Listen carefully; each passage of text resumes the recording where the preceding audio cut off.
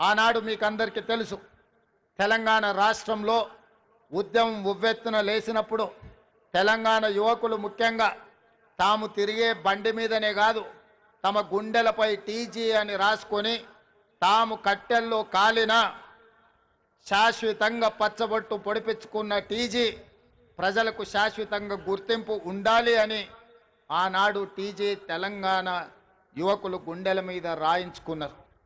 కానీ తెలంగాణ రాష్ట్రం ఏర్పడ్డ తర్వాత ఆనాటి ప్రభుత్వం తెలంగాణ రాష్ట్రం అంటే టీజీ అని కాకుండా టీఎస్ అని నామకరణం చేయడం ద్వారా తెలంగాణ ఉద్యమకారుల ఆకాంక్షను ఆనాటి ప్రభుత్వము నిర్లక్ష్యం చేసింది.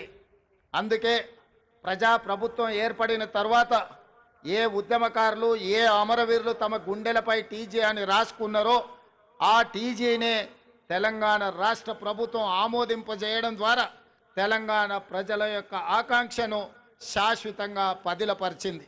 ఇదే కాదు, ఈనాడు ఇక్కడున్న నిరుద్యోగ యువకులు, ఉద్యమకారులు, విద్యార్థులందరికీ తెలుసు. అదే కాదు, ఉస్మానియా యూనివర్సిటీ, కాకతీయ యూనివర్సిటీ గోడల మధ్య మారు మ్రోగుతున్నది ఈ రోజుకు కూడా జయ జయ హే తెలంగాణ జనని జయ కేతనమని.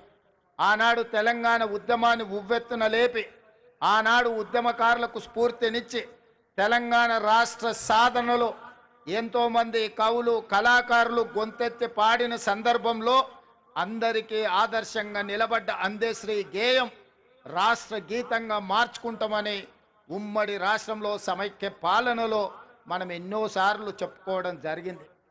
10 సంవత్సరాలు ఎదురు చూసినాం, కానీ ఆనాటి పాలకుల యొక్క ఆలోచన నాకు తెలీదు. ఎందుకో జయ జయ హే తెలంగాణ అనే గీతం రాష్ట్ర గీతంగా అవతరించలేదు.